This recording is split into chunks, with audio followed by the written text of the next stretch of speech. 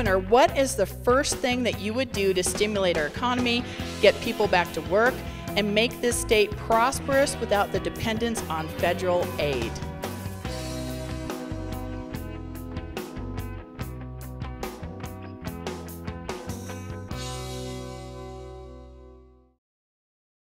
We have a lot of businesses that have gone out of business. We can't do anything about those, but those that want to come in and work, I believe that we should give them some tax credits, so that tax incentives, so that they could go to work. And then we should also encourage all of the trades, because there's a lot of kids out there that are not going to go to college. I know, I taught school, and I know that they're not going to go. I think that we should encourage them to do the very best that they can. I believe also that we should stimulate our oil and gas, or keep it going, because I believe it keeps schools going, police going, health and welfare going. So I think it's very, very important that we do not shut down the very things that we have here. We also have very, very many things, like we have cattle. We should not forget our farmers and ranchers. I'm a farm girl. I know what that's like. We should encourage our farmers and ranchers. We have about 1 million head of cattle, and then we also have great dairies, and that produce the greatest wealth of dairies, the greatest milk. We also have, we're like number 6 producer of cheese. People don't even realize those great things we have. We are like the number 3 producer of oil in New Mexico, and number 8 in the entire nation. Pecans are up there too, and of course our staple chili. We should promote those things that we do best. I think that we should take away tax credits from those that are trying to make us socialist America, which like the Hollywood elites. So I believe that what we should do is incentivize those that are already producing the greatest wealth in our state. And that is not those that are here to take it from us, because trust me, when they come here and take it, they don't spend it here. And those that are working here produce wealth in New Mexico, and it stays here, and it produces jobs here. So we need to incentivize those that are already making the money, and we should give them the very best. Economy is very important to me. I grew up in a household with 1 wage earner, my father, and 4 brothers and 2 sisters. So we started work at a very young age. My first memory of work was 4 years old, reaching on top of the church table that we had in the garage to hold the bird down after my dad had beheaded it. We hunted for our food. I grew up in Bismarck, North Dakota. We hunted for food: pheasant, upland game, grouse, mallard, deer when deer season was on. You kill it, you clean it. That was my family. We had 2 freezers in the basement, but I was recruited by my dad because I had small hands at 4 years old. Hold that bird down, reach up inside that bird, and take out all the good stuff. And boy, that memory of that smell has stayed with me for 74 years. But the economy here in New Mexico, we lost close to 50% of our small businesses under the current administration. They're in dire need. The system they have set up now, people have put in applications, they're not getting listened to. I've proposed state loans for micro, small businesses to start, small loans for entrepreneurs, equity loans for mid and large-sized businesses so they can recover, expand, or grow. That would be part of my agenda as your next governor. Thank you. Well, listen, we've done this in Sandoval County by stimulating the economy. Since my election, when we as conservatives took over the county commission in Sandoval County, we were able to reduce unemployment by 1/3 in Sandoval County. I am the guy who passed right to work for the first time in history in Sandoval County. We got it done in 10 counties. That's what we need to do in New Mexico to compete with our neighboring states, is right to work. We got to get rid of, don't clap because you're stopping my time. We got to get rid of GRT. It is the stupidest thing that we can do to penalize small business. Dumbest thing. I will not support, as governor, subsidies to Spaceport where it costs $250 million to launch a billionaire into space, who, by the way, never made it into space, and just violated FAA safety rules, and he's grounded. We are getting just killed on subsidies. Same thing with the movie industry. I will not support the movie industry subsidies when we're losing over 50 cents on the dollar. We also have to look at putting money back into people's pockets by not taxing our Social Security seniors. That has to go. We have to take a look at the rules and regulations up in Santa Fe, and I have a small business task force, part of my platform, to go in there and take a look at all these rules and regulations that are completely stupid and get rid of them, because Arizona has 50% less rules than we do in New Mexico, and look how great Arizona is doing. We can do better. We must do better. No state can compete with us when it comes to Los Alamos National Lab, down here to Albuquerque with Sandia National Lab, the Mission Partners, Engineering School, best in the country at New Mexico Tech, White Sands Missile Range. We are just waiting for prosperity, but you have awful leaders who have passed incredibly disastrous policies that have hurt lower and middle class New Mexicans, and this is why we're last in my administration. That ends. Thank you so much. Good evening, guys. Thanks so much for coming out. This is a good-looking crowd. Looks like a group of folks that are going to help us turn New Mexico around. The last thing in the world that we need is more government getting involved in our economy. We need less government involved in our economy. So job number one on day one, is to end the governor's draconian health orders. Her emergency health orders have to stop. 40% of our businesses are closed because she's interfering with business. So the job of government is to secure the border. It's to assure rule of law, protect your property, which includes your business and your ability to provide for your family and your home. And beyond that, it's to get out of the way. So as governor, I've experienced what it's like to start businesses in New Mexico. I've started 3 and created 78 jobs. And I'm regulated by 13 different agencies. Regulations are in the way. Some of those are statutes, and we have to reverse those. But lots of them are rules and regulations. And as the only candidate with executive experience, I know where those rules and regulations are. It's rules and regulations from OCD and from the Environment Department that are getting ready to shut down our stripper wells in southwest New Mexico, even though oil and gas represents a little over half of our budget. So what we have to do is appoint good boards and commissions. There's over 260 of them, and those should be the people with solutions, not people getting a political payback and an appointment because they gave a contribution, but it's the people who know where the barriers are and how to get government out of the way. So when we let people thrive, as I've been going across the state, New Mexico is full of entrepreneurs, we're full of innovators, and the solutions are in the local communities. So we get rid of centralizing the power, we give the power back to the people, and every small business will thrive, and every medium-sized business will grow, and people will be able to see our state reach our full potential. It's time for New Mexico to thrive. What is New Mexico's economic development plan right now? I can tell you, casinos, weed, and personal injury attorneys. That is what we have devolved to. And here are the 2 things that Governor Bush did back when he first took over in Texas. He did 2 things. One, he didn't nip at the edges on tax reform. He wiped it clean and started over, which is getting rid of the gross receipts tax and the income tax and all the things that everyone has said here. And here's the second thing he did, and this is really important, but it's boring: tort reform. Our businesses are terrified of getting sued. I have an attorney friend who says, I'm recommending people to shut down. You are 1 lawsuit away from losing everything every single day. Why bother? And what have we done in this state with the personal injury attorneys and all this qualified immunity and so on and so forth? It's crushing us. He did those 2 things, tax reform and tort reform.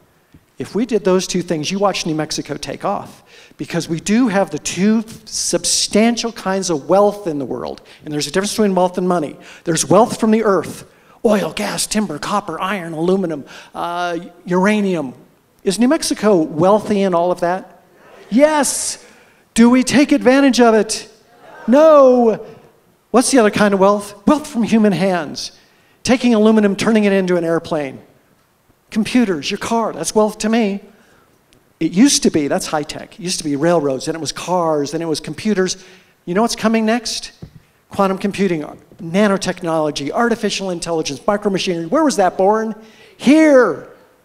Yes, I want the low-tech jobs. I want the vocational jobs. Let's keep them. But I want to keep the nerds too. Let's combine high-tech and low-tech. We'll turn this state around. God bless you all. Thanks. Okay, you want to stimulate the economy, being a small business owner in this state, don't close us down. If she wants to stimulate the economy, then don't have small businesses run under the same tax regulations and environmental regulations as Walmart, because all that does is bring us down.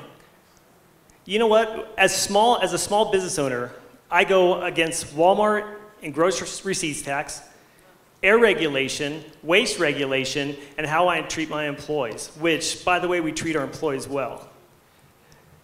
You know, the first thing we're going to do is make sure that we do what we do well, which is keep our oil and gas. We got to make sure that they're healthy, because something that provides 40% of our state budget, we cannot close. So I will make sure that oil and gas is healthy and thriving in the state of New Mexico.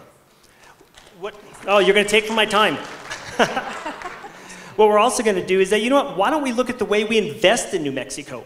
Right now, our permanent fund is actually invested out of state. Isn't that interesting that you would think that we would actually put capital into small businesses and put seed money to bring investment here? If you want to know why we can't get businesses and good corporation jobs, as a lot of you know, I work in the healthcare industry. My CEO from Medtronic, we're the biggest device maker in the world, came here 13 years ago. We were building our brand new plant for pacemaker, MRI safe pacemakers. He took it back because he wanted to bring a plant here to New Mexico. He said, you guys are first in crime, last in education. There's no way we could bring it here. So unless we fix crime and education, we will never get jobs here. My duty, first month, is to make sure our industries are healthy and to make sure that we redo our regulations and tax structure to make sure we can bring good paying jobs for our best asset, our children. Thank you. Yate, my name is Karen Bedoni with economics. This is actually the question I really love. We have to burn the poverty wick at both sides of the candle, because we are going into poverty and we're seeing it happen right now. Everything's tanking, everything's going up. And yes, oil and gas is very important. The coal industry, there's so much happening. We need to get everything back online. That's the first thing we need to do. And to make sure that we take down all the red tape. Because right now, the red tape for small businesses is horrendous. If you do everything by the book, you're lucky you break even. And it's really hard that way. And we've launched over 20 businesses, not my own. We had 4. We're down to 2. We're about to lose another one. So we're just, you know, going through the stresses of trying to figure out how do we stay afloat. So we know exactly what to do. But the first thing we're going to have to do is actually tackle the corruption. We are hemorrhaging money in New Mexico just like the federal government has. Being a Native American, I'm going to tell you exactly what's happening. $600 million you saw come through the CARES Act to my tribe. We haven't felt it or seen a penny of it because we are one big laundry machine. And on the other end, I believe the Democrats are catching it on the other side. And it's through invoicing. It's fake invoicing. And so I wanted to track New Mexico money, and so I went digging. And I did. And I found the guy they call the Indian hater. He used to run the finance chair for the state of New Mexico. He got ostracized because he identified that the money was hemorrhaging from New Mexico. It's your tax dollars, and it's going through Indian country. And then they're rerouting it around small nonprofits and all kinds of different entities. And so we found this and we understand what's happening. That is the real answer. If we cannot stop the corruption, we can't do anything. And we have to win to stop this governor now.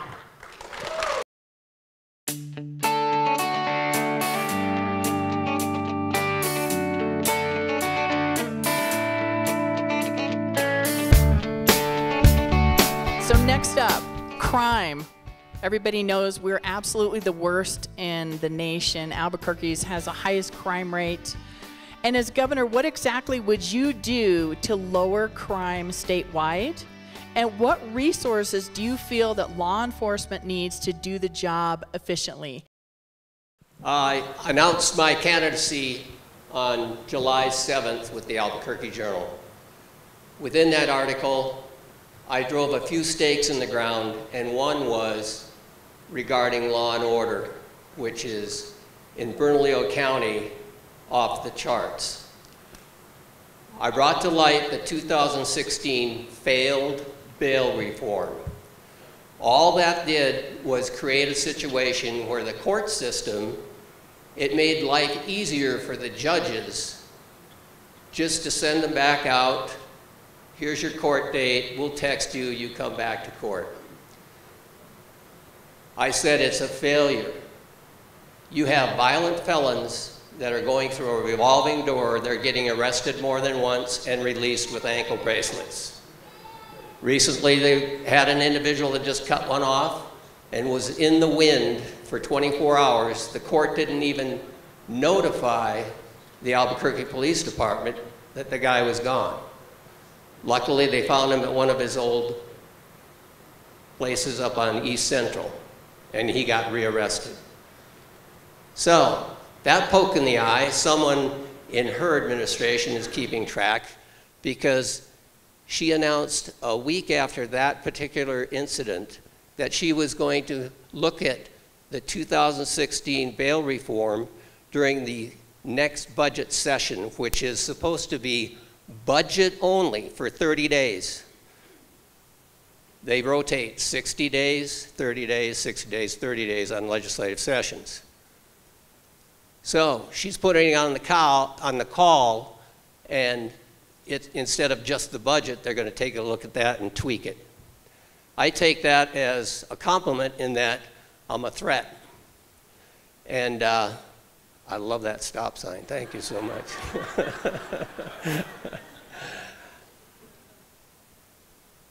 Thank you.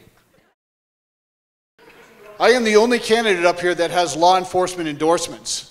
I am the first county commissioner in the history of Sandoval County to get the union endorsements from the sheriff's deputies. Why is that? Because I support law enforcement. We got to get rid of qualified immunity. That's got to go. Tim is exactly right. The bail reform in this state has been a complete disaster. You're seeing crime like you've never seen before here in New Mexico. Albuquerque is a combat zone. This is why I want to have our law enforcement officers no longer serve 25 years, because we're losing too many police officers. This is the most in history that we've lost. People are retiring, and we can't attract enough police officers. We got to take that down from 25 to 20 years. And then when you serve your community here in New Mexico as a first responder for 20, 25 years, we need to give you a tax break and reduce your property taxes by 50%. So you can stay here in New Mexico, because we love our law enforcement, we love our first responders. And the problem we're seeing with our police officers is every time a police officer puts on that uniform, they go into a combat environment every single day. I can relate to that, my time in Afghanistan with PTSD. You see these officers after 20, 25 years, they have physical scars. They have a lot of them have some mental health issues, substance abuse, financial issues. And they're still young in their 40s and can have a second career. They don't feel supported. They will finally have a governor who has their back. And that's why I'm getting all their endorsements, because they love my stance on law enforcement, and we got to take care of them. And that's going to be a priority in a block administration, and it has to be, because if we don't have safe streets, we're not going to get business investment here. This is why Sandoval County, I represent Corrales. It was been named the safest district in the entire state. It's Corrales in my district in the county commission. Thank you. Thank you very much for the question, and it's so important. First of all, if you are a law enforcement officer in here, thank you. You are our heroes. And the assumption that it is institutionally racism and that there is systematic racism within law enforcement is absolutely absurd in a state where the law enforcement officers, the majority are people of color. So first of all, we passed the House Bill 4, which creates qualified immunity, and we assume that our law enforcement officers are bad actors, and it's just not the truth. Every day they leave their homes, they put their lives on the line, they say goodbye to their families, and they don't know if they're coming home. So we have to celebrate them, and we have to listen to them. So in the House, they bring us bills, and they ask for things like, please don't give us an unfunded mandate. No law enforcement officers objected to body cams. They wanted them. It's a form of protection for them, because they're accused of things that they don't do.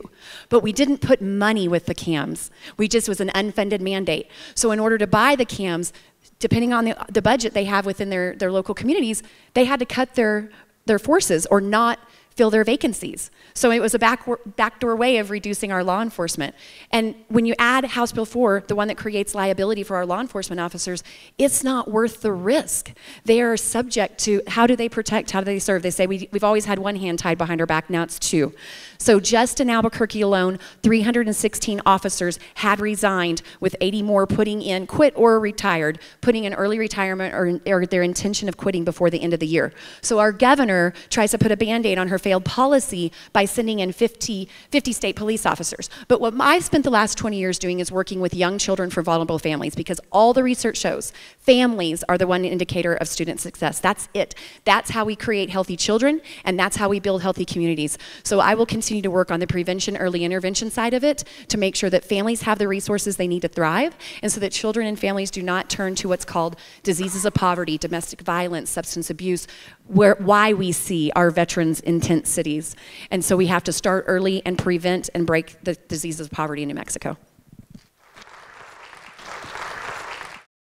Do you know we're emptying the prisons? It's not just the revolving door. We typically had 7,400 or 7,600 prisoners. We're down in the 5,000s. And it's Cisco McSorley that's releasing them. Right? Right. So what's going on here? If you wonder why crime is going up, well, if you release these criminals back out on the streets with no consequences, what do you expect? Now let me throw something else out to you. How many think the border situation is exacerbating all of this? Right. You know, fentanyl seizures are up 4,000%.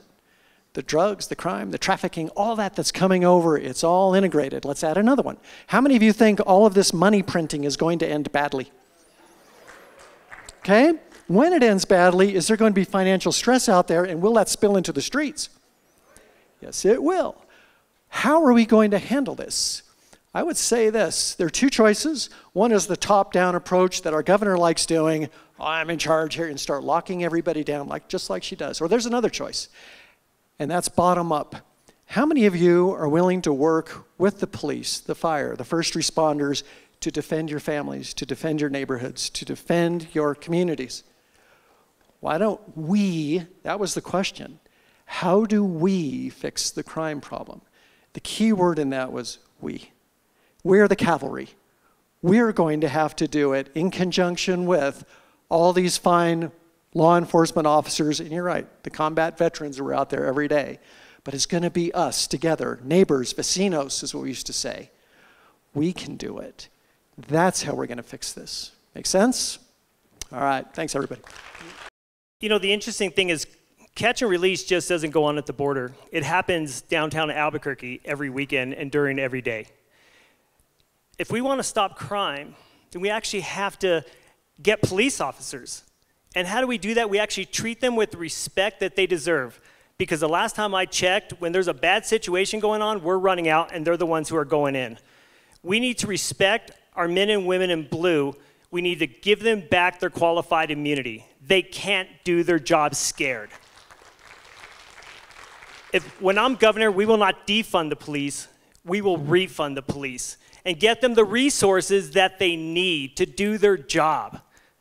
You know, I talk to a lot of law enforcement every single day at Calibers because they're doing a lot of their certification and practicing there. All they want is respect, and they just want to do their job. You know, they don't want to be social workers, but they also don't want to be catching the same criminal every 2 days because the criminals come in, and by the time they fill out a report, the criminal's already out. So my father always taught me, I'm sure like your parents did, if you're going to do the crime, you're going to do the time. And we need to get rid of these DAs who won't do their job and these judges who won't do their job, and we need to elect judges who will hold them responsible. That's the only way we're going to do this and take back our cities. Ladies and gentlemen, I travel all over New Mexico. You know, and I think it's interesting because the governor's always quick to say racism, racism, that's what they're getting arrested. Well, guess what? It's ridiculous when 40 to 70% of all of our officers are people of color. They're just trying to do their job. So let's support our men and women in blue, and let's just quit making excuses on why we can't keep our criminals in jail. All right? It's not racism, it's called justice. Thank you. All right, crime. Again, we did a lot of research. I met with the chief of police, Association Chief of Police. He sat down with an extensive understanding of what he's really going through. He can't even get control of his police departments. And that's I guess the unanimous voice that they're saying they can't fire the bad apples. The system is broken. They don't have enough training. They don't get enough people in there. The pay is bad. And the qualified immunity whole thing is, they need it back. Right now, they have police officers that won't even draw their weapons now because they don't want to get, sued. So women are in danger. Children are being neglected. And it looks like the byproducts of poverty, because right now our workforce is completely decimated. So people are home, they're bored, and poverty is stressful. And the byproducts of poverty are alcoholism, drug abuse, you name it, domestic violence, it all happens, the child neglect, and that's because we don't have an economy or people need to get back to work. So it's tied into that. Also, our schools are now indoctrination camps. So these kids are coming out of there without any respect. They're having a hard time in college, they're coming out more aggressive. So we need to understand that as well. But we also need to really beef up our laws, and we need to hold them accountable. And these judges that let these guys go, we need to shine the light on them too. The justice system is broken here. Another big thing is I'm actually considering bringing back the death penalty for the most heinous crimes, especially on children and infants. And currently, right now, we are pushing legislation for missing, murdered Indigenous women, and it's going to set a precedent for all of Americans. And what we're doing in this legislation is we're trying to attach the Second Amendment and also castle indoctrination. I want all of you to have that. If someone breaks into your home, I expect you to be carrying, and I expect you to pull the trigger if they start harming your family. And that's how I feel. Thank you. All right, our police officers. I just had a conversation with the sheriff. They were meeting with the Sheriff's Association. And the problem that we're having, of course, stems back to MLG. All the problems we have right now stem back to MLG. But the problem that we have, especially in Albuquerque, is this. Right now, they are down to 600 officers. They should be 1,200. And then of those 600, they've got 60 that are on duty to just, all they do is police other officers. And then we have the Albuquerque Journal that is really bored and has nothing better to do than to report that an officer was eating a burrito with moving with his leg. And I mean, these people are just being beat up day and night, all the time that they are shining the light on our police officers. I believe you know what, right now we don't need to defund the police. We just demoralize the heck out of them, and that's exactly what's happening to them. So what I've already done is I have gone in and I met with Chief Medina, with my pastor, and we have sat and we have prayed with them, and we let them know that there are more with them than there are against them. And also because they need to know that. And again, I like Rebecca Dow, thank you officers for serving, because you put your lives on the line every single day. And I think, how in the world are they going to put social workers to go out there to a domestic violence dispute? Is that like the most stupid thing you ever heard in your life? Because you'll end up with a whole lot of dead people. Yeah, absolutely. So we need to let the police officers do their job.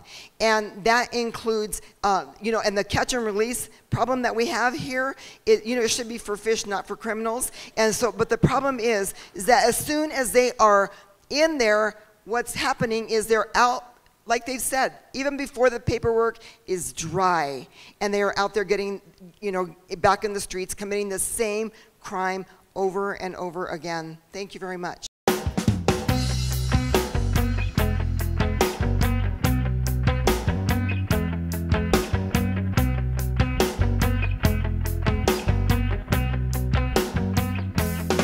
So sadly, New Mexico ranks last in education. What specific things would you do to fix our broken public school system and help our kids get a better education?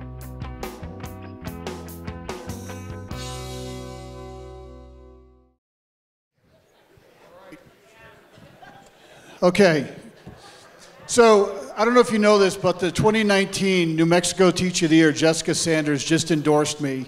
And I'm the only candidate to get a Teacher of the Year endorsement because of my education plan. First of all, we have to go back. Well, let me just say this. I firmly believe government schools should compete with private schools, charter schools, and home schools. This is about competition here in the United States, and it's important that we have that. We have to go back to a classic liberal education, K through 8. Reading, writing, arithmetic, and start testing the students and the teachers, and stop passing them along and failing them when they get out, because you and I are going to pay for that when they're out in society. What we need to do when they're freshmen in high school is put them on a track. Is there any young kids in here? Where? Joey took, yeah, Joey. Think about a kid who is a freshman. He wants to be a welder. Here's what we have to do. We have to focus on the trades. We have to focus on the future of technologies as cyber, artificial intelligence, financial management. And what we're going to do is we're going to take that kid, and he is not going to be in school 5 days a week when he's a junior or a senior. He's going to be out in private industry learning how to be a welder 1 or 2 days a week. He's going to have the academic training in the schools and the hands-on training out in private industry. So when he graduates, he doesn't have to go to college. He's ready to go. He can go get a welding job making 80, 90 grand a year down in the oil fields or somewhere here in the Albuquerque area because we're subsidizing our kids to leave the state, and that needs to end. We cannot teach critical race theory in the schools. I will sign an executive order banning that. Gone. That is your job as parents to teach your kids that, not the government. It's the government's job in private schools to teach and prepare students to go. We need to compete, and we need school choice and vouchers. Thank you. Guess what, Jay? I'm the only person on this stage who's a recipient of Excellence in Education from the Rio Grande Foundation. I'm the only candidate on this stage who's a recipient of the Administrator of the Year from the New Mexico Non-Public Schools Association. I'm the only candidate on this stage who is a recipient of the New Mexico Charter School Association Legislative Champion. And so that's because my background is education, and how do we improve public education? All education in New Mexico is school choice. So we improve public schools by letting teachers teach, administrators administrate, and parents parent. And that happens with school choice. Research says parents are the #1 indicator of student success. Not the government, not a district, not a teacher, not classroom size, not curriculum. It's parents feeling engaged and part of their children's education. And in my 20 years raising my 2 children in New Mexico, they did public school, private school, homeschool, and they did dual enrollment because parents know what their children's need, and it's educators' job to come and partner with parents and assure that every child reaches their individual potential. So when we pass school choice, I think we're going to fight back on CRT. And by the way, if you haven't looked, the social studies standards are up. I serve on the education committee, and guys, it's worse than we ever thought it would be. We have got to stop MLG. We've got to teach kids how to read and write. Critical race theory is not necessary. And so the governor appointed a commission. That commission will be gone when I'm governor, and let them write the standards. Those standards will change when I'm governor, and we're going to get back to the basics. It's going to happen through reform. Everything is local. From our school boards, they make the local decisions. First with our parents. Dollars follow students, and every child should reach their full individual potential. That's progressing each grade on time and graduating with a post-high school goal in mind. Thank you. Follow the money. How does the money flow in education right now? First, the education money flows to actually politicians, then to bureaucrats, then unions, then administrators, then teachers, parent, kid. We need to turn this totally on its head. The money starts with the kid. $12,000, $14,000 follows each kid wherever they want to go. School choice is all great, but you better have the money. You better be able to afford it. And then the parents get involved, and teachers and parents work really well together. And administration starts to shrink, and unions start to diminish, and bureaucrats and politicians, who cares? There are states that are following this model right now. States that were at the bottom, like Kentucky and West Virginia, and they're moving up the chain of command. Well, where are we? Here. So that's step one. Money with the kid, flip the thing upside down. Second, why do we have a public education department? Why do we have the PED? This is a new invention. This was Richardson. How did it used to be? Local schools, local school boards took care of their own communities, their own schools, their own decisions, and you had school, right. Thank you, yeah, I applaud a lot. Now, as a governor, you can't get rid of the PED right now, but could you declaw it? Could you cut their power? Could you cut their authority? So they're not doing the bony finger in the chest right now to little communities like Floyd, New Mexico. And the amen to Floyd for standing up against the beast. In the 20 years we've had the PED, has education improved at all, ever, in 1 year in this state? No. If you had an employee that had 20-year horrible experience, what would you do with them? Fire them. That's what I propose. Okay. First of all, as being the only Hispanic up here, I think critical race theory is crap. Oh, Ethel? Oh, okay. Sorry, my mom is a Montoya. My dad is a Sanchez. So with that, I do. And, you know, it's interesting the Journal didn't put what I quoted when they asked me about critical race theory. I thought it was crap, but I did. Because my mom and dad did not bring myself, my brother, my sister up to be victims. All right? Our school systems should not be indoctrinating our kids. They ought to be educating our kids. My plan is for the money to follow the kids because that happened to my son. All right? He didn't prosper in elementary school. He didn't prosper in private school, so we took him to a charter school. But the reason I say that is it's your money. It's your property taxes. Your money should follow and your kid to the school you want them to go to. And if that school isn't educating your kid, then guess what? You should have every right to move that kid. We need to take the power away from the unions and give it back to the teachers. Every time we have teachers who are afraid to speak up and principals who are afraid to speak up right now because they're afraid of getting fired, and that's not right. In my administration, guess what? Teachers will have a voice and teachers will educate reading, writing, and arithmetic. They shouldn't be telling our kids that they're victims and oppressors.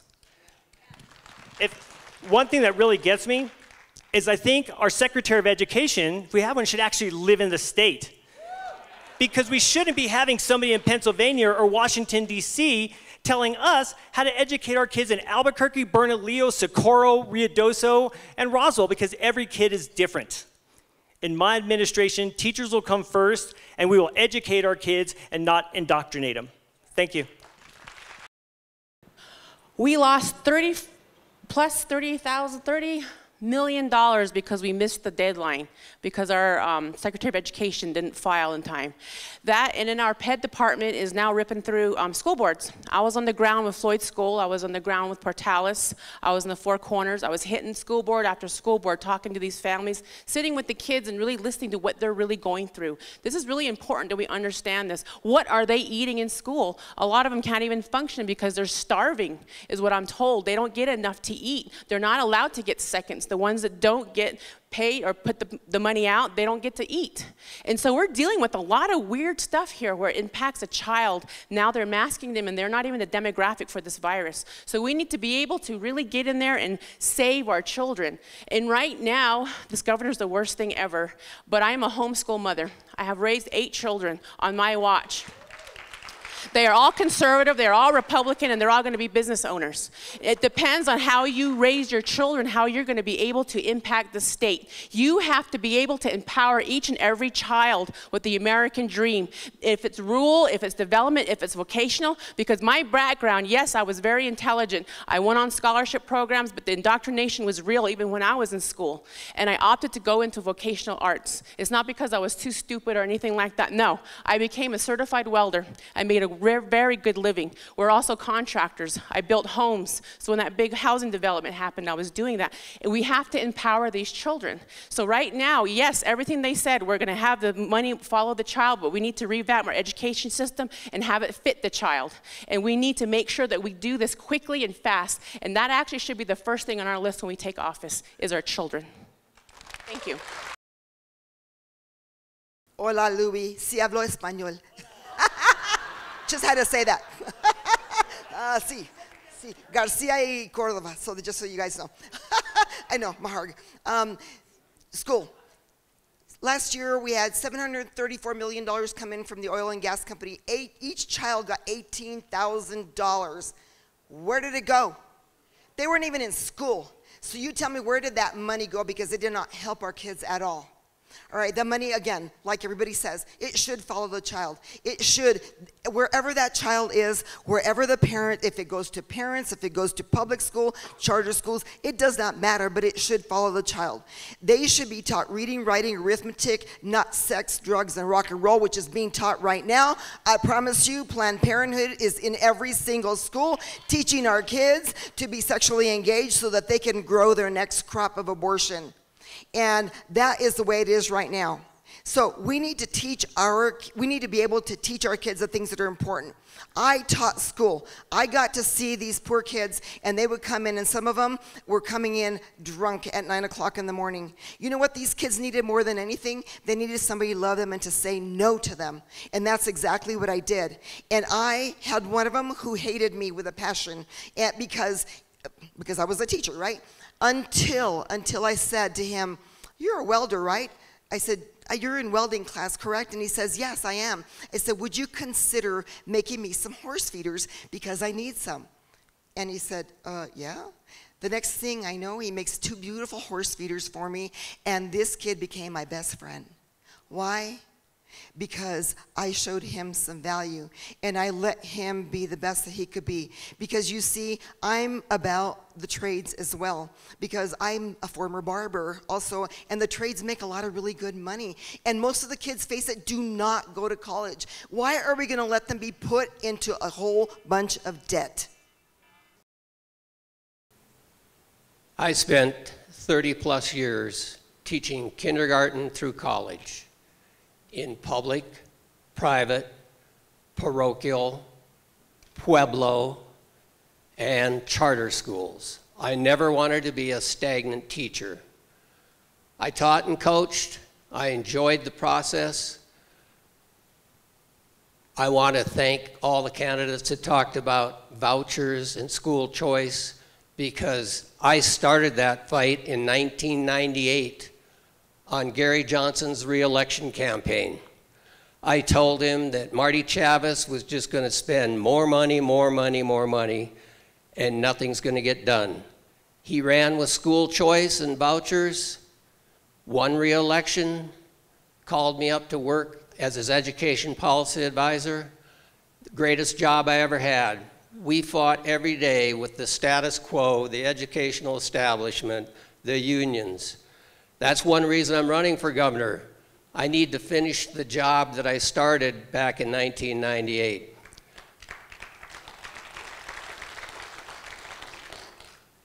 In the last 20 years, public education has spent $40 billion just to educate K through 12 children. They have 0 results for $40 billion. We have $34.4 billion in our 2 permanent funds. They spent more than our permanent funds and got 0 results. I have 3-prong attack, universal school vouchers for every child, kindergarten through 12th grade. It also includes homeschoolers, which your daughter would be happy with because she homeschools. Everybody gets a chance with liberty and opportunity. And the second one is universal charter schools, no more cap. That creates competition, and it's going to destroy the educational establishment now. Thank you. As governor, what would you do to help with the immigration issue that is happening right now? The second part of that question is, what would you do to stop the constant influx of dangerous drugs like fentanyl that are coming over the border into New Mexico?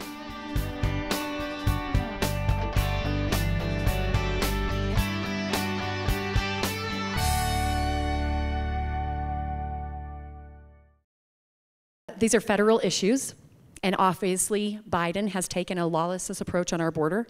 And so we have the issue that I've been talking about early. It's a 600% increase of fentanyl coming across our border. And that is compounding our issues. And I just visited the emergency room, and it was full of folks who clearly had substance issues and behavioral health issues. It's harming our New Mexicans.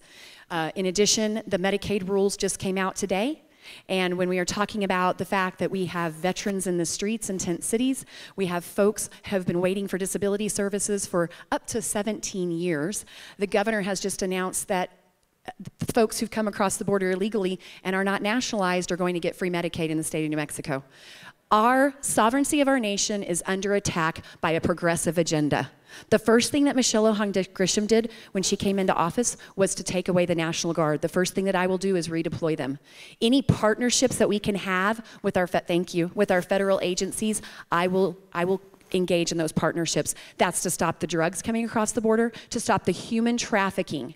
I represent a border district right now in the House of Representatives, and when I visit that border district, I hear stories about OMI officers going out to retrieve dead bodies, about our air ambulances going out to retrieve people who are sick and dying that have crossed the border and have no help.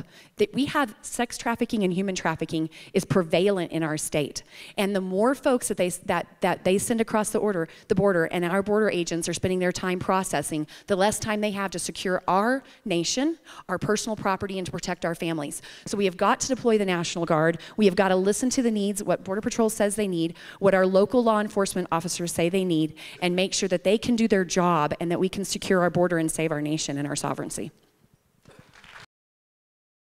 Greg knows borders.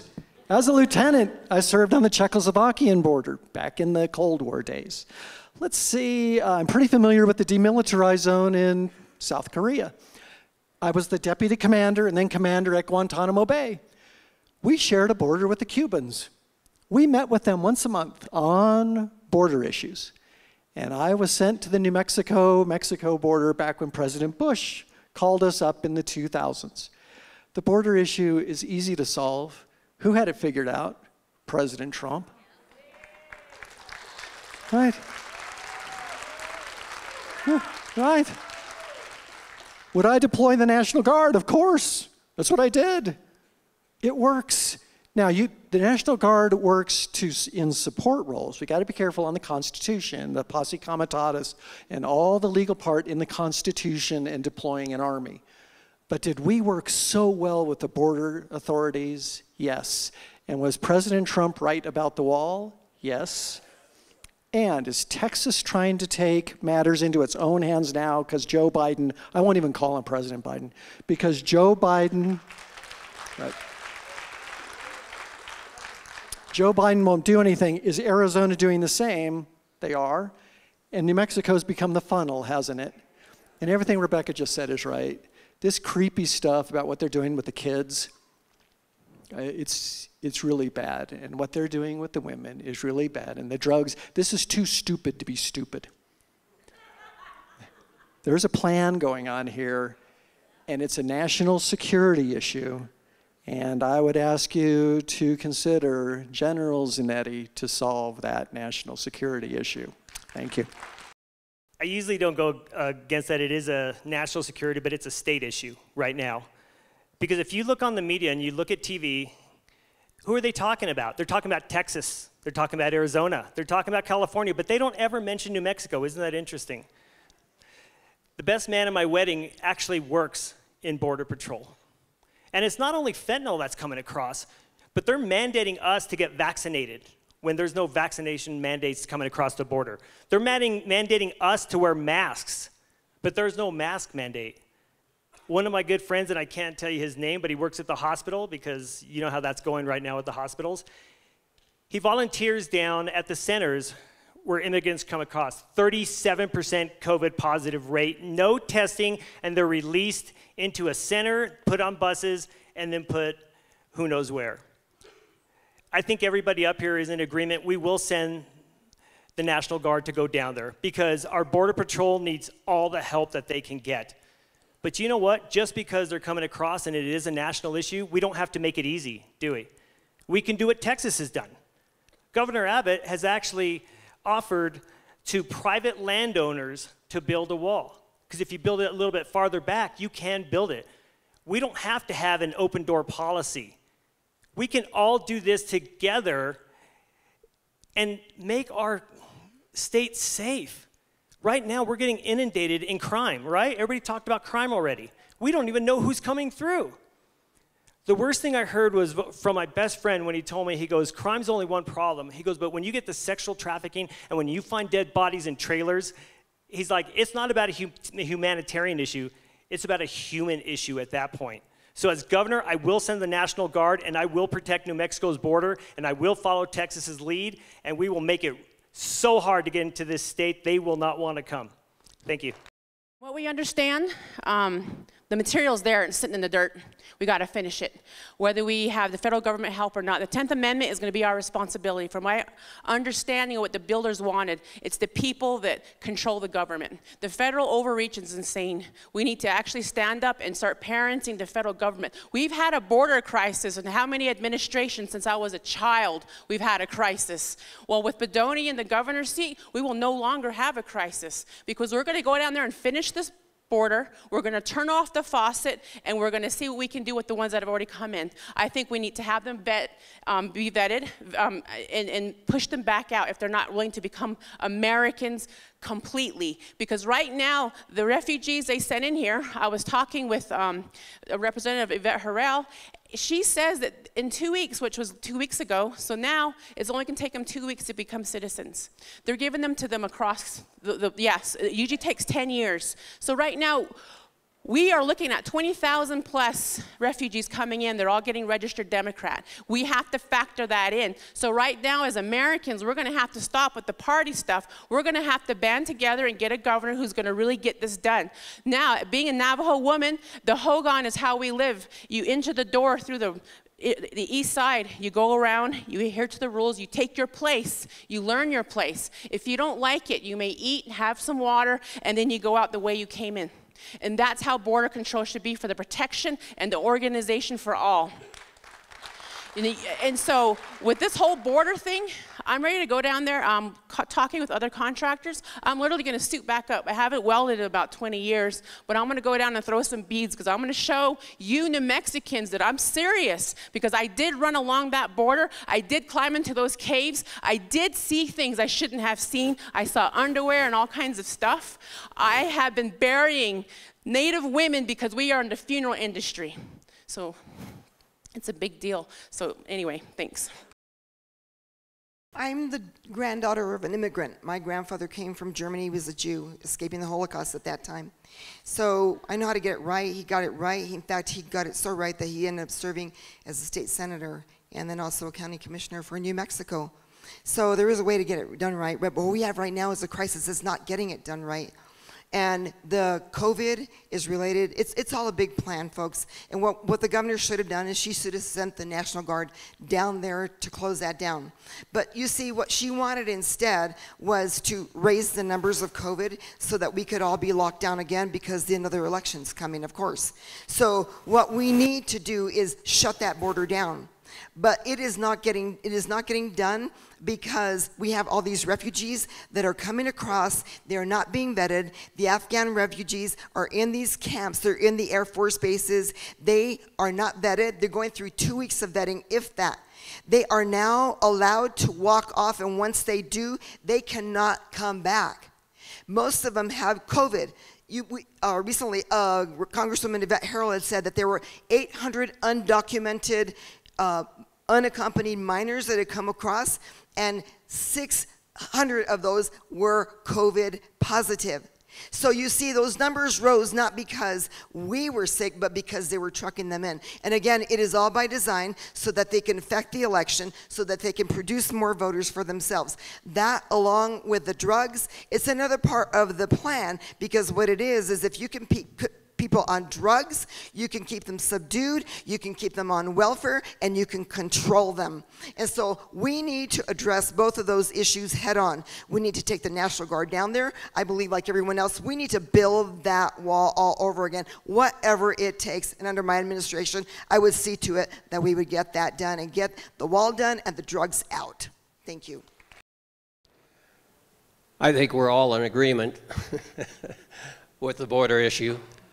As governor, I would also consider not just the National Guard, but a state militia to go down and support the National Guard and the Border Patrol. Border Patrol's overwhelmed. I do want to be a bad candidate and finish what I wanted to say about education. Unlimited charter schools would provide an open door for teachers and administrators in the public school system that are tired of the toxic environment, all the mandates coming down from PED. They could leave the schools and open their own innovative and challenging charter schools. My son-in-law did that with a single gender academy 6 years ago, Coral Community School, elementary school. So it can be done. And if you have unlimited charter schools, that creates a strong environment of competition. The public school districts would have to wake up and put up and start doing their job. The third prong is absolute educational empowerment for all 22 Native societies in this state. No more mandates from the state, no more government involvement with the process that they get to teach their own and run their own schools. It can be done, and I want to see it done as your governor. Thank you. You know, Chrissy and I just went down to the border for the second time recently, and we were down south of Deming and talking to some farmers and ranchers down there, and you know, they're struggling, and they've never seen any of their state reps down there in a long, long time. In the Border Patrol, we ran into an agent down there, and he said that the Border Patrol is short 100 agents in the Deming and Lordsburg area. The federal government is not doing enough to attract and hire federal Border Patrol agents. You know, I'm the first guy who's talked about getting the National Guard back down on the border. And it's got to be done. It's going to be done right after I'm sworn in. I can tell you that without a doubt. But I will also tell you that we got to do more. I'm the only one that's talked about setting up a New Mexico Border Security Agency with law enforcement authority to work with local, county, and federal law enforcement partners. This is the other reason why the law enforcement folks are endorsing me and none of the other candidates, because we have to stop the tide of fentanyl coming in. We have over 100 people from over 100 different countries coming into the United States. We saw a 21-mile gap right here in New Mexico, and the Border Patrol is overwhelmed. And the National Guard can augment and help. I do know a little bit about borders as well, because being in the military, I was a base commander, and I was also a commander of nuclear facilities using technology. No one else has that experience up here. We have to stop the influx of what's going on. And we have to be compassionate about it, because we're seeing vulnerable people that are dying coming here in record numbers. You're seeing now over 200,000 illegals coming across every month, the most that we've seen in over 20 years. That has to stop. But I will tell you this, as your governor, we're not going to be a sanctuary state for illegal immigrants anymore. And we welcome immigrants. We welcome them legally. I'm trying to get my family from Afghanistan, my interpreter's family here. And I will check and order every single jail, any inmate in New Mexico. We will check their citizenship. And once they're done their time, if they're not a citizen, they're gone. We don't want them here. Thank you. What other issues do you feel are important? And what would you do to address those? Because this would be something that's immediate, something that's so important to you that you would start working on it the minute that you become governor, and I want specifics on how you would fix it.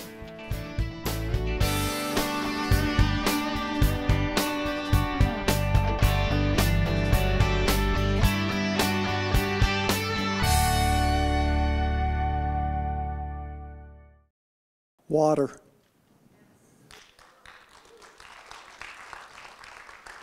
Without water, we got nothing. Do you know that New Mexico, by some estimates, has 15 billion acre feet of brackish water? It's amazing. Now, some people say that's too high. Some people say, no, Greg, it might be a tenth of that. All right, let's just say it's 2 billion acre feet. That's enough for Albuquerque to have water for 1,000 years. The technology to desalinate water and to bring the brackish water up, and by the way, brackish water does not have water rights attached, nor is it under the compacts. We own it. We have over 20 water basins in this state, up and down the Rio Grande Valley, on the east side, on the west side. of this state, we could become the water state. Israel has developed unparalleled technology to desalinate water. And we could become the state that isn't aching for water, but we could give water to others. Now, here's what you do. You have to have power. Here's for the green guys. Now what you do is you say, all right, we're going to use the green energy to help bring that water up. Now people are going to say, oh, no, that's too expensive. No, actually not. What we're finding is the technology has improved on the desalination. The cost of the fresh water, we have to ship it farther, it's deeper. The lines haven't crossed yet, but we're getting there. What if we were the water state? What if the Tularosa Basin or the new Imperial Valley of the United States? What if the Rio Grande Valley was just acre after acre of food and almonds and all the things that they grow in California now? We address water. We will be the first state to do it, and you watch what happens to this state. We will go from worst to first. Everybody with me? All right.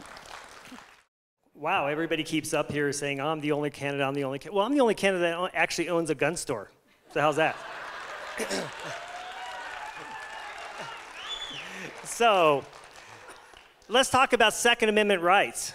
When I'm governor, we will become a Second Amendment rights sanctuary state. There's no reason we should have to be worrying about the government coming in and taking our guns. I remember we were in Santa Fe. When we were in Santa Fe together, it's just, I mean, hundreds upon hundreds of New Mexicans are worried.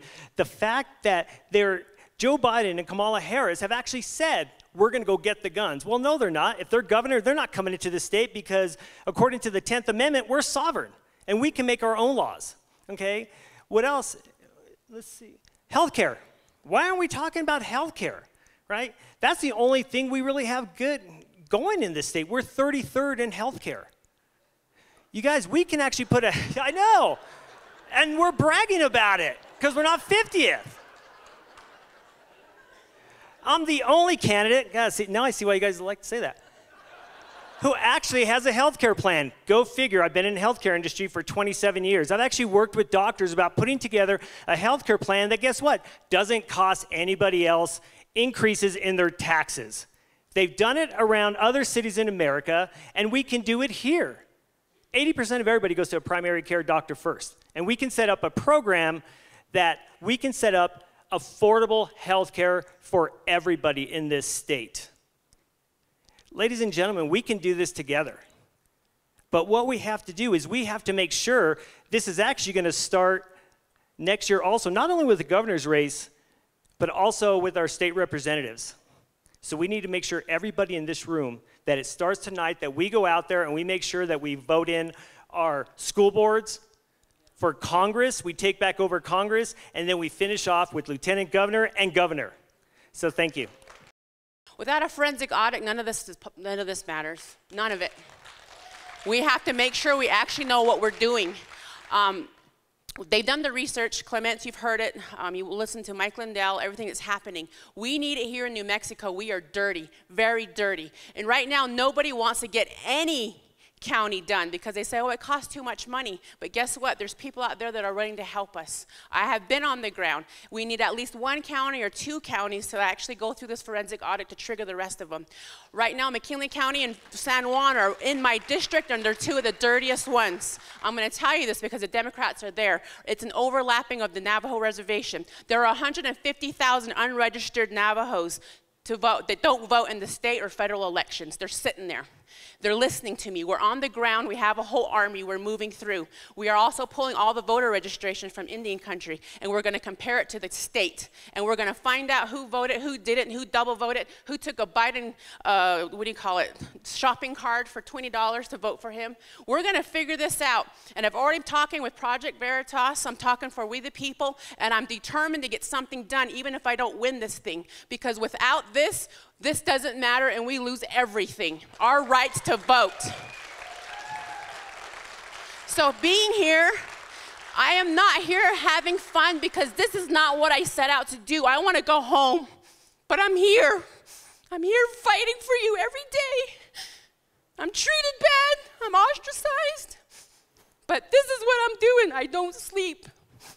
and I'm going to dig and I'm going to find it, and I'm going to find the answers to save the state, because they're coming for you. The Democrats are coming for all of us, your children. And it's not about us, it's about them. So I'm not here making jokes and having fun, because this isn't fun. And I'm sorry to get emotional, but this is a church of God, and I keep praying. And I'm hoping God will enter this room and help us understand what we're really doing. I want to echo that sentiment. I totally believe that we have got to get our voter rolls cleared up. But because without that, we can't take care of what's most important to me. Because you see, we have been endowed by our Creator with certain inalienable rights. They're the right to life, liberty, and the pursuit of happiness. But without life, the other two are irrelevant. We have a crisis in our nation, in our state. Every 90 seconds, a child loses its life to abortion. In our state, now we are the abortion capital of the world. People come from all over the world to get their abortions here. And now in New Mexico, we have been a mecca for that. 2 weeks ago, there were 70 abortions committed on a Friday. And so my biggest desire, you see, I'll say just like Louis, everybody said they've been the only one. I really am the only candidate here that has executive experience. I've done it, and I think they'd be a great cabinet, don't you think? I think they would serve me well. They all have the great skills, so I think they do a really good job. But you see, I believe this. We have walked away when it's most important that we walked away from God. We've turned our backs on God. We say it's okay to kill babies in the womb. We now have assisted suicide, and when one woman took advantage of it, the governor and all her buddies in Santa Fe celebrated. It was a sad day. I cried in Albuquerque because of what had just taken place. So you see, we can save the schools, the economy, we can do the audits, we can do border patrol, all these other things that we've been talking about. But when it comes down to it, I want to ask you this question. For who? If we do not take care of the most vulnerable, it won't really matter. Thank you. A lot of these issues are interrelated, and it all comes to the state government. The chief executive of state government is the governor. I would like to be your governor because I would reconfigure and consolidate state government. It has grown exponentially for 25 years, thanks to Bill Richardson, and then on and on and on. Currently, 27 cabinet positions. I've already done the work. There would be 9. The cancer sore of CYFD, that department has never worked appropriately. That would be under Public Safety Department in my administration. I would have law enforcement doing the investigations, retired law enforcement, because there would be a close connection between investigation and the courts. There would not be the disconnect that is the norm today with CYFD. There are 265 boards and commissions. The legislature has whittled away at it piece by piece in the last 20 years. There are 44 of them that could become 9 overnight in my administration. I've been up there. I know how things work. I may not have executive experience, but I do have real life experience, and I would like to be your next governor. Thank you. Well, there's a lot of things that I can do as your governor within 10 minutes. I will sign executive orders, even though we have a state rep who voted for HB 40, critical race theory bill. I will get rid of critical race theory in the state of New Mexico. I will also get rid of vaccine passports and forced vaccines here in the state of New Mexico. Those are gone right away. I, as your governor, will never shut down your business, your church, or your school, and I will never overrule a school board. That is for you to decide on the local level. You elected those school board members, you vote them out if you want to. I'm not going to do it as your governor.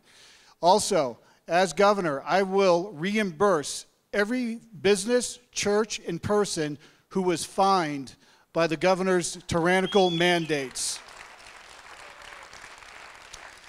And if you're in the middle of paying those right now, don't pay it. Wait for me to get elected and they're going to be waived. I will never, ever vote for one state budget that has one dime funding abortion in the state of New Mexico. My good friend Tim from Minot, North Dakota originally is right. We have to make government more lean and efficient. We need to hold government accountable. And when government takes too long for businesses to issue licenses and permits, you shouldn't have to pay anything. Why are you held to a time standard, but government is not? That's not fair. Government should be working for you, not you working for the government. And as your governor, I'll tell you, I'm not going to be taking advice from anybody like Bill Gates or any of those outside people. I'm going to have New Mexicans in the cabinet because they're residents of New Mexico and they know what's best for New Mexicans. I will never leave this state and come back and ask to be your governor. I am here for you. I fought for you many times with right to work, the Second Amendment, economic development. You're looking for an establishment candidate? Don't look to me. Look somewhere else. Thank you. I really enjoy serving in the House of Representatives. I'm in my third term. I'm in a 34% Democrat district, and I just won by 56 points with a Libertarian. It's because I listen and I follow what my constituents ask me to do. And I like being there. But my husband and I, my family, and my extended family know that for the first time in the history of our nation, it is critical that we elect governors who understand our Constitution, that we are part of a constitutional republic, and the governors that take the pledge to uphold the Constitution of the United States and the New Mexico Constitution to heart, and that they feel compelled. This is a divinely inspired document. This is non-negotiable. And so many of the other things that the candidates have talked about, I agree with. And when we have a governor who has a reverence and a respect for our constitutional republic, who understands what it means to fight for individual state rights, especially as a Western state, that will be my priority. That is the pledge I take and how I vote now in the House of Representatives. Does this create freedom and liberty, or does it restrict it? Does this go with our constitutional rights? Does this go away from it? And so we have to have a governor who stands with other red states and defends our constitutional rights and our individual state rights, especially as a Western state, from what's happening at the federal level. It is absolutely unique, I think, to this election, and the soul of our nation depends on it.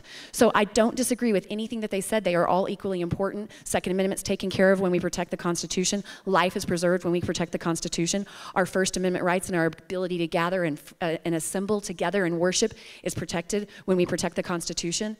And in addition to that, I definitely agree with the water issue. It's land and vegetation management. It's forest management. We can't control the drought, but we can control how we manage the land. And the true conservationists of our land are our farmers and our ranchers who have cared for this land for generations. And we have to celebrate them. We don't kick them out of the state fair, we celebrate them. And we've got to bridge the gap between consumers and producers in rural and metro New Mexico, and I'm gonna do that. We're going to allow each one of the candidates to get up, starting with, I got to keep track, Louie, you're going to be the first one up. Yes, you. We're going to allow them 3 minutes to try to convince us why they are the best candidate, staying with the same theme of just telling us why they are the best candidate. Absolutely. So why am I the best candidate? You hear all the candidates just like last election. I'm going to stand up for New Mexicans. I'm going to fight for New Mexicans, and I'm going to do this, and I'm going to do that. Well, where was everybody last summer? When they closed us down, I was one of the only businesses that actually stayed open, because when I ran for Senate, I said I would, and I would fight for every one of you guys. It's interesting because we're going to hear a bunch of this, not only from gubernatorial candidates, but a lot of candidates. And we should expect more from our candidates. If they're going to stay up on stage, then have the bravery to actually get out there with the rest of us and yes, I'm looking at certain people because we were all out there together, arm in arm with New Mexicans, and we rallied for this state. And we put our names out there, and I put my business out there, but it meant that much to me. Everybody's saying, well, I can create jobs, I can do this. Really? I already create jobs, and I'm expanding in New Mexico. I know healthcare because I've been in it for 27 years. I work with some of the best doctors we have. In the last 20 years with Medtronic, I've actually brought first inpatient, top of the line medical devices to be inpatient first in New Mexico. That's never been done. I have the top territory in New Mexico, which is weird because you'd think it'd be in Dallas or Denver. But that's what happens when you have somebody who actually fights for the state and loves the state that they're in. Reason I'm doing this is a little selfish, because I would love for my sons to come back here, but there's no reason they would, because they could go to Dallas or they could go to Phoenix or Denver and make more money. That's what this means to me.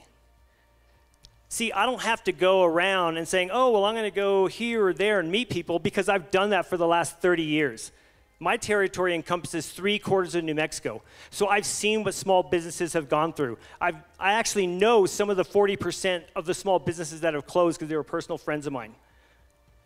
This is very personal to me.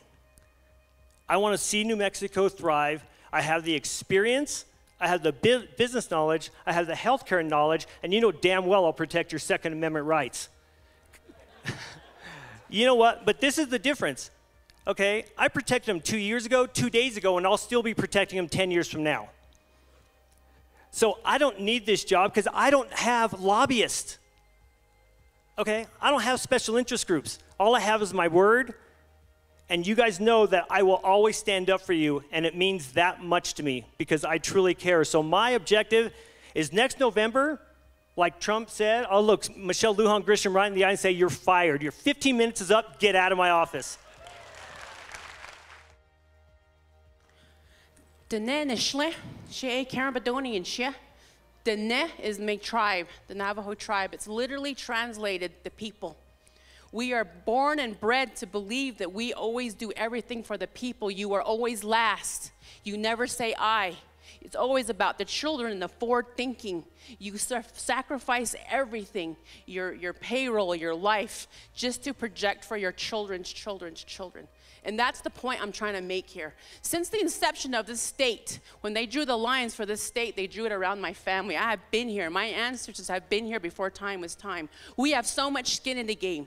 If I lose, I believe that we're going to lose our state. The 30 by 30 is coming. Read it. Research it, know it. It's a preface for 50 by 50. If we're 34% already into the federal government hands, 50% more takes us to 84%, which means the Navajo tribes are the rest of it.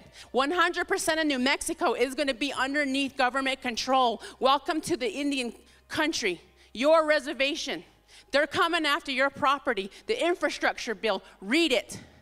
So these Energy Transition Act that we went through New Mexico, they renamed it. That's the Green New Deal. They're coming for us. They're taking over our food, our education, our children's minds. They're taking away our Second Amendment rights. They're going to limit it. Those are the beginnings of conquering a people. I'm here to tell you and talk about the difficult things. I am the only candidate, and I'm going to say it because you know what? That will say the difficult things because I can. Because I am Native American. What are they going to say to me? What are they going to do to me that they haven't done already to my people? I'm here and I'm fighting for you. My people have their leaders. They're doing it. And he said he's going to give more control back to the tribes. They're not ready. When you give an alcoholic a lot of money, you could kill him. You have to go slow, and you have to let us do it on our terms. And this is what I'm doing, is I'm carrying the flag for everybody. And on January 6th and November 3rd, our American flag fell. And I was out there campaigning. I had to get smuggled out of the lockdown just to finish my campaign, which was also stolen from me, I believe. We have to get this audit done. And I will start to scream from the mountaintops. And I'm hoping somebody else steps up, because this is big stuff. And it is scary. The death threats will come. They're going to come for us. And I've already accepted the abuse. So I'm tough, And it's bedonitough.com. And what I'm going to do is I'm going to take my election down to the bitter end, into the dirt. I will call for Clements and all these lawyers to come in and audit my election. This whole election is going to get audited because I need to know the truth. And that's what I'm going to do. Thank you so much. Well, I just want to thank you for having me be here today. I just want to let you know part of my history. I am the former mayor of the village of Cuba, and during that 10 years in office, I had to fight for that entire community. And that community not only did a small population of Cuba, but it also encompassed 2 Native American reservations, the Navajo and the Apache. I was responsible for about 10,000 people's lives, for their jobs and their livelihoods. So I had to petition the legislature and governor at the time. We had one opportunity one time. They were going to bypass us. So you know what I did? I memoed the entire town. I do whatever it takes. I loaded buses. We went to Santa Fe, and guess what? They did not bypass us, and Governor Johnson came to help us celebrate that. I fight for everything I have. I've gone into our communities. I worked with a council that was always opposed to me because they were on the other side of the fence, if you know what I mean. But we brought national recognition to our community and actually to our state, and we doubled the gross receipts revenues of our community. I built economic development for that community that is still standing to this day. It brought about 60 jobs. It may not seem like a lot, but for those people, let me tell you, it's about 600 or so for this community right here. I know how to get the job done. I've taught school. I've been a business owner. I manage banks. I have all the experience to get that done. And in the last almost decade, I've been fighting for life with all my heart. You know what? I know how to fight. I know how to organize people. I was I'm the one that coordinated the Convoy of Hope for Albuquerque, the very first one, coordinating 1,600 volunteers to bring $1 million worth of goods and services into Albuquerque to take care of that. I also trained over 200 volunteers for CareNet pregnancy centers, and I continue to educate the public about life and what is going on right now. I'm a fighter, and I will fight you to the death. I've been fighting ever since I was a little kid. You got to know that I was raised one of 7 kids in the middle of 4 brothers. So guys, I know how to fight, and I'll get down and I'll wrestle with MLG if necessary. All right. You see, folks, I've already done it. I have the experience. I know how to get things done. I'm not afraid. I'm not afraid to say everything that is politically correct. I am not politically correct. I say I believe in God, I believe in life, and if you don't like it, too bad, all right? Because that is who I am, and I believe that we have to be tough on those issues first. We have to return back to God. I'm telling you guys, we have to do that, and that is one of the principles that I really want to reiterate. So I just want to let you know, I have the experience to get it done, and I'm not afraid, and I just really appreciate your vote come June 7th, first of all, and I'm in agreement with getting the audit done. Thanks. It's an honor to be here and to have the opportunity to share my message with you. I do appreciate that. Thank you, each and every one of you. I will never lie to you or anybody else. I'm sure the panel behind me is more than likely in the same boat that I am. Tell the truth. Growing up, I had 4 brothers, 2 older, that decided one day when I was 9 to hog tie me and rolled me down the basement steps and locked the door behind me in the dark. 9 years old. That's when I became a problem solver. I got untied. I knew I couldn't get through the one and only door to get up and out outside. I had bumps and bruises, but who cares about that? But we did have window seals. I don't know if any of you all remember window seals. Popped it open and got out. That was the first big problem I dealt with. I had the opportunity to work with Gary Johnson for 4 years. I indicated before, best job ever. There's a lot to be done in state government to provide what needs to be provided for everyone in this state. I make the claim I'm the liberty and opportunity candidate. First of all, you have to be free, then you get the opportunity. In the economy section, I didn't emphasize that we invest in our people. If you invest in people across the socioeconomic grid, you invest in their ideas, their passion, and their work ethic. This state has a great work ethic if you can turn it loose and set it free. That's what I'd like to do. So when I talked about those loans, it's going to address all the poverty issues. It's going to address to a lot of the crime issues, because if you get a job and you work with your hands and your mind, better things happen for you and your family. I will say it again. Thank you, and I appreciate it, and God bless you. I want to tell you just quickly a little bit about myself. I'm originally from Manchester, New Hampshire. I was born into poverty, a 19-year-old mother. My mother was a drug addict, alcoholic. My father was a blue-collar guy. I had a severe learning disability growing up with dyslexia. Later on, my parents were arrested for drugs when I was in high school and lost their jobs. I tell you that because I'm very proud of the background in my childhood, because I couldn't have asked for a better childhood. I was actually blessed. And that's the path God put me on. And I was never a victim. You're only a victim if you're ignorant, you're lazy, or you make bad decisions. I fought my way out. I've been an underdog my whole life. I didn't have money for college. I joined the Air Force Reserve and then went out to North Dakota, where Tim is from there as well, and went to North Dakota State University. Go Bison? There we go. And it was my dream and my goal to become an officer in the Air Force.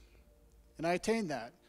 And I was the guy who had the nuclear codes for the nation sitting underground on nuclear alert for Minuteman III nuclear missiles. I was the guy who, as an underdog, worked my way through the Air Force to command twice, to volunteer, to go to a combat tour, to go on missions, to organize humanitarian missions in orphanages and refugee camps around Afghanistan, because it was the right thing to do. After I retired from the Air Force, people asked me what I wanted to do, and I said, I want to serve in some type of capacity where everybody loves you, and they said, run for political office. So I did. Once again, I was the underdog as a Sandoval County Commissioner candidate. No Republican ever won that seat. It was gerrymandered for a Democrat. There was an incumbent in there. You weren't going to win. State party's not going to help you. But hey, good luck. No name recognition, no establishment, no money. I went in there and I won, and I turned Sandoval County Republican for the first time in history. And that's important. I'm a fighter. No other candidate has the leadership in the military, private industry, elected office, and never lost an election. We have to stop running the same candidates for office and losing. We can't have that. We need fighters. This is why President Trump asked me, no one else on this stage, to meet him at Air Force One when he landed here in Albuquerque in September 2019, because he knows I'm a fighter. And I was damn proud to greet him to my home state of New Mexico. And I'm going to be damn proud to be your governor, to be fighting for you every day up in the roundhouse on the 4th floor. God bless you. Thank you so much. So I'm a daughter of a roughneck turned preacher. So the first 5 years of my life was on the pipeline. My dad was an electrical engineer. He became a preacher, and that brought us to New Mexico, Truth or Consequences, New Mexico in 1981. So I've lived here since 5th grade. Went to college at Oral Roberts University, met my husband. We got married. We have 2 children. Aaron and I are married 39 years this year. Our children are 26 and 28. Thank you. I call that a win. And that's against the odds. Our children have graduated. They married believers. They both own businesses. They both own properties. And they vote conservative. I call that a win. If you guys have seen those shirts that say, I'm just a mom trying not to raise a liberal child, call it a win. In 1999, after visiting my parents, I was 26 years old, we moved back to TRC to open up a faith-based nonprofit. We started with childcare. 20 years later, it is early childhood, it's home visiting, it's pre-K, early pre-K, a K-12 private Christian school, after-school programs in all of the schools throughout my district. We bought not one, but 2 hotels. One we converted into intern housing so we could bring in qualified people to serve our community. One we converted to transitional housing for post-incarceration, so families can be reunited in a healthy way and people can stay clean. Converted a burned out church to a behavioral health clinic that's serving my community today. And that is executive experience. And then when there was a vacancy and my predecessor stepped away, she'd been there for 18 years, I decided to run for office. Even though the leaders in the GOP came and said, you're not the right candidate, Rebecca, you're from Truth or Consequences. We don't elect representatives from Truth or Consequences. Because my district includes Silver City, home of Howie Morales, home of Stefani Garcia Richardson. It is a very, very Democratic stronghold, and the majority of the votes come from Silver City, not from Truth or Consequences. But we prayed about it. We were obedient, I ran, and we won. And now I'm in my 3rd term. And as a 3rd term representative, I've been recruiting candidates. And my job was recruit candidates in southern New Mexico. My treasurer became a candidate. She flipped a Democrat seat, been Democrat for over 4 decades. My friend became a candidate, he flipped a House seat. So the pickups were in my district because we have figured out how to partner with conservatives in our state, regardless of their party, join our efforts, get out to vote, and turn our district red. I've served my community for 20 years. I've served in the House for 6 years. I'm ready to serve as the governor of New Mexico for 8 years. MLG must be a one-term governor. So I stand before you today as a conservative Republican who won my 3rd term by 56 points, with a Libertarian getting 4 points in a district that is Democrat and it's majority minority. And as I travel across the state, what I care about is what the folks who we need to join us in our effort care about. It's our families, it's a better future, it's parity with what we see happening in Texas, it's parity with what we see happening in Arizona. It's the opportunity for us to pass on the American dream to our children and for our families to thrive. I'm electable and I ask for your vote.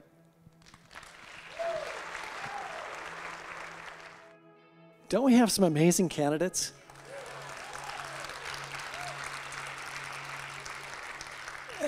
It's really heartening. There's no airspace between us on any of these issues, is there? Just, you go down the list. So I'll do the quick background thing. I was raised in Albuquerque, Bernalillo County. Do you think we need to carry Bernalillo County? You might want to have somebody from Bernalillo County. Valley High School, by the way. Yeah, go Vikings. From Valley to West Point. West Point, I served on active duty for 6 years. The Army was kind to me. They paid for my master's degree in business from Boston University. I came back here, started managing money, but the Army said, Zanetti, you owe us some time for that degree. Stay in the Guard or Reserves 4 years, I forget, we'll call it square. I loved the National Guard. There was just something about the citizen soldier thing, being called up when your neighbors needed you. It fit me. So during the week, I built a business. By the way, I didn't shut my business down either. I had employees, met payroll, and on the weekends, I put on a uniform. So I built a business. I was on KOB Radio forever, KOB TV with Monica Armentis, Steve Stucker. By the way, my positives in Bernalillo County, 4-1 over my negatives. That's good, especially if we need to carry Bernalillo County. By 2005, I was General Zanetti, and we got deployed to Guantanamo Bay. My claim to fame, Deputy Commander Gitmo. And then commander, because the commander got ill, so I took over. There at Gitmo, I can't tell you how much I learned about big bureaucracy, the Pentagon, politicians, CNN, MSNBC, the Miami Herald. For a boy from New Mexico, it was an eye-opener. If you believe we should have a governor who understands big, sprawling bureaucracies, and by the way, Gitmo is a joint task force, soldiers, sailors, airmen, Marines, Coast Guard, and I can't tell you how many contractors and civilians. If you think that might be valuable in the governor's chair, and that is executive experience at the highest levels, I would ask you to consider the Zanetti for Governor campaign. When I came back, I didn't have a job. I had to sell my business. Fine. I raised my right hand voluntarily. I went up to Seattle. I managed money for billionaires. One of them is a really bad guy. But did I learn a lot about money? And I mean money at the highest levels. If you believe we are going to have financial issues in this state, and you think the governor should understand money at that level, I would ask you to consider the Zanetti for Governor campaign. We're heading towards serious times. I think all of us feel it. The experience I have in finance, public safety, borders, it's really just about skill sets. They all have skill sets. So do I. That's really your judgment tonight. Who has the skill sets for not right this minute, but 6 months from now? I believe it's Zanetti for Governor. Please join the team. God bless you all. Thanks. I want to thank you guys for coming tonight. In all seriousness, one of these people that are up here is going to end up running against Lujan. And I wanted you all to see that. Rebecca's like, stop standing in front of me. I wanted you guys to see them and get